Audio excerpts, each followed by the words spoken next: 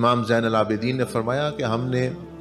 ہم کربلا میں بھی رہے، کربلا سے پہلے بھی رہے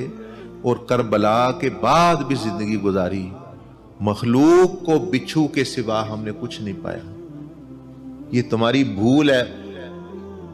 ایک جگہ جوتے کھائے، وہاں سے سر اٹھایا، یہ یار بندے ٹھیک نہیں ہے، یہ نہیں ہے، دوسری جگہ عورت کے سر میں رکھ دیا پاؤں قدموں میں، اس سے اٹھایا، یار یہ عورتیں بڑی بے وفا ہیں، ان کے ساتھ نہیں ساری زندگی لگا دینی چاہیے، اچھا چلو دولت کے قدموں میں رکھ دیا، وہاں سے جوتے کھائے شیطان کے قدموں میں رکھ دیا۔ تو اللہ پاک کیوں ذلیل ہو رہے ہو؟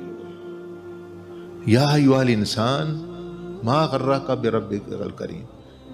تمہیں کس چیز نے دھوکہ دیا؟ ان چیزوں نے جو تمہیں آئے دن مطلب ہے کہ یعنی تم ذلیل ہو رہے ہو، تمہیں تو